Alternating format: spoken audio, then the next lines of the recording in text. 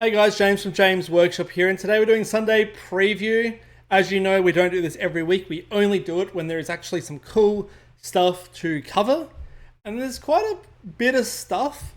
Not 40k, but that's what makes it fun because we are so 40k orientated. It is nice to dip our toes into AOS and fantasy every now and then. And if you didn't know, we are a model focused channel. We focus on the hobby side of Warhammer rather than the actual game systems themselves.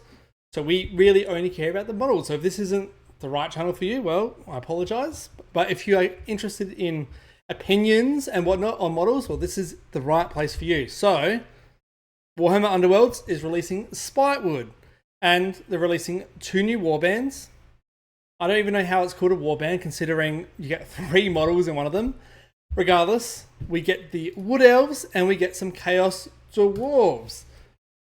Now, I think these Centaur Wood Elves are actually really cool.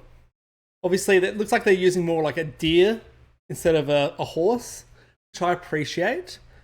I love, I'll zoom in a little bit, this guy on the top left. His helmet is perfect. You can't see it very well, but he also has a big, massive axe. I kind of wish in these Sunday previews they would do better pictures or a wider variety.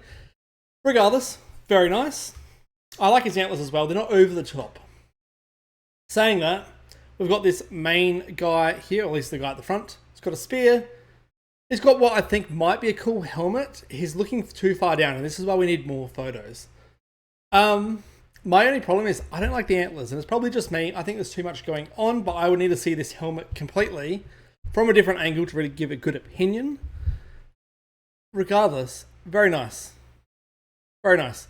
I think this as a whole, including this little bow archer guy in the back, I think this would be very cool, obviously, for Underworlds, but also if you were doing a different type of Exodite force. I know I've done a couple of little conversions of Exodites with the Lumineth deer horse things, and I think this would be a really good alternative because these guys already come fully converted. And all you might do is switch some of the hands and the weapons and whatnot, or some headpieces, just kind of whatever's going to fit your vibe. I think this is a really cool conversion piece. Otherwise, it's just cool. I like centaurs, so thumbs up. And we got the Chaos Dwarves, and my biggest criticism of Chaos Dwarves is their helmets. I think they've actually done the helmets on these 2 helmeted models quite well. I am curious if there will be head swaps and helmet swaps for the rest of the models.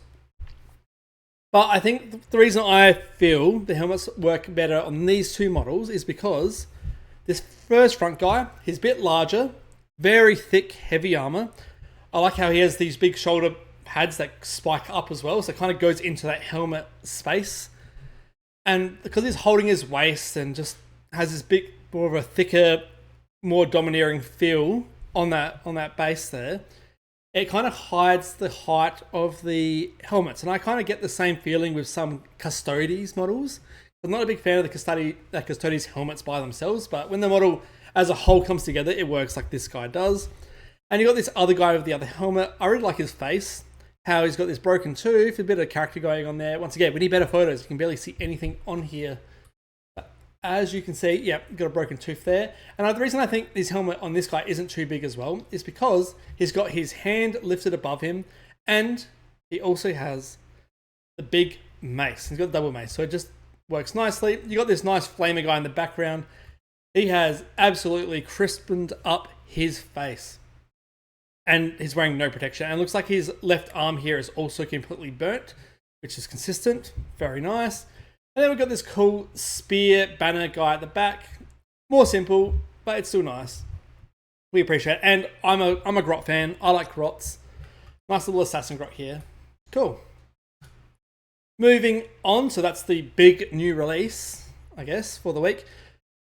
They are also doing a big bundle of Grand Alliance warbands. So let's say you've got what's them called? Order Alliance. You've got 4 Order aligned warbands.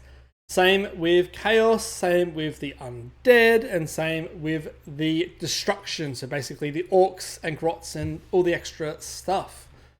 So I think this is really cool, and I really hope the pricing is done well, because if you wanted to get into Underworld, this is a great way to get multiple models. But also, if you're a bit of a converter and you're more 40k focused as I am, these could be really awesome for getting lots of different models for just individually painting. Like this first girl here in the Stormcast, I think she would be a great diorama model, as well as the rest of the models in this kit. But also, if I was doing Eldar, well, I can get this kit and I can get this kit. And you also get the best model ever, the Bloody Crab. There's just a wide variety of models here, and there's something for everyone. So that's the order. For the Chaos, you've got these Reavers. It's called the Gnarl Spirit Pack. I think this is a really cool warband, and I think Chaos generally do warbands the best when they aren't Chaos God aligned. I just really appreciate the models in here, and they kind of give me some of the vibes from some of the Necromunda desert models. There's just lots of good models here, and I think just this 4-pack of warband is just so cool. And then you get a nice mix, obviously.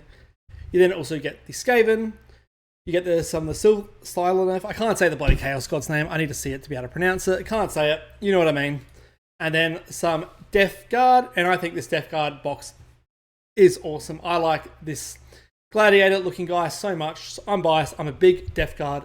Not Death Guard. I keep saying Death Guard. Nurgle. I'm a big Nurgle fan. So biased. I like this.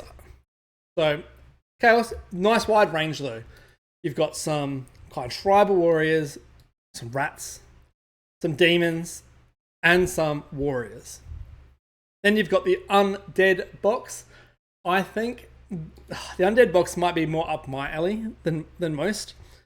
You've got this guy, I'm just going to call him Frankenstein. You've got Frankenstein here, who's doing all these experiments on all these skeletons. Obviously, look at this guy in the back here. He's got a big enlarged arm because he's got all these electrical pylons in there. It's just very fun. It's nice. Then you've got this Undead squad. I like armored skeletons. Very nice. I enjoy it. You got the ghouls. They're ghouls. I'm not the biggest ghoul fan, but there's a nice variety of poses, weapons, and whatnot going on here. And this guy has like a leaf on his crutch. Interesting. And then you got the Wraiths. I think, like I said, they give you a nice wide range of models. I like Undead. I like skeletons and zombies and vampires. The ghouls and the Wraiths don't really fit me, but even then, I'm sure if I got this pack, I could make these two work, and I could just kind of work these into other conversions and other things, and even just bases on some of my bigger models.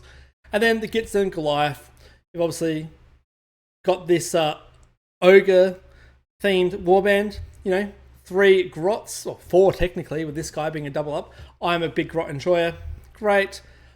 More grots on some big wolves, or whatever the hell they're called. Snarlfangs, maybe. Regardless, fun. You got a big troll here, and some of the random things, including a flying squig. And then you've just got a general warband of grots. Or gits, maybe. Regardless, fun. I really like this guy at the back here with his big armored up and just all the little bits and pieces. I think Gitz and Goliath is the most on theme for being consistent the whole way through. But there's something here for everyone. And if you're really keen to get into this, or you wanted multiple of these models for whatever reason, hopefully it's some good value. Moving on. I don't know, some random warband cards, I guess. Don't know how that works. And I think we finally have our very first release of new models for fantasy outside of Cathay. We don't count Cathay. I believe, and let me know in the comments if I am incorrect, is this the first time we've had new fantasy models drop for the original fantasy armies? I believe it is. Because they announced these at the big preview show months ago. So you got the Lich Priests and the Royal Heralds. I like Tomb Kings. I enjoy these models. They very much kept to the original style. But they've also kind of just updated a little bit, put more detail in, or quite a lot of detail. I enjoy this. I could definitely see myself picking up either of these kits if I just wanted to paint something a bit different as a bit of a break up from what I normally do. Apologies if you hear that. My cat has jumped on my desk. Otherwise, moving on, Legion Astartes Combat Force, the Mechanicum Combat Force, and the Solar Auxilia, the Terra Imperial Guard Combat Force for Legion Imperialis, the epic scale sized models. I am somewhat interested in this, and I hope these boxes are here to stay for a long time. I've always been interested in epic scale. I've never given it the time of day. I think when I was looking at it in the past, there was no epic scale, and now that they've kind of fully evolved it and gone in, I would definitely consider looking at this. For me, depending on the price, because I can imagine this being quite expensive, I'd probably get the Astartes, and I imagine most people would get the Astartes, but I think this is really cool, and I love that GW are focusing more on some of the alternative systems that don't overlap with 40k and AOS and whatnot, because I was worried that GW are going to be overlapping their player bases too much, because people that can play epic scale probably will play this to be playing a different game mode that's a bit different than their normal mainstay game systems. Let me know if you think that's incorrect. Once again, I'm not a big player, but I do appreciate epic scale. Otherwise, some plushies coming out. Space Marine, Grot, Yarrick, which the box set for Yarrick is coming out, which hopefully we're going into October. We did not have an October last year. We had October last year by name, but we did not have any Orc releases, I believe, or previews. Yarrick obviously is the Imperial Commissar, but he's pretty much empowered, from my memory, he's empowered by the Orcs, so hopefully this is like a red herring for some Orc announcements, because we haven't had any really cool big Orc announcements in a while. And it's their time, and I think everyone can enjoy the humor of Orcs. They are the one faction in 40k that really breaks it down and apart to not being super grim, dark, and serious. They're kind of fun and just comedic.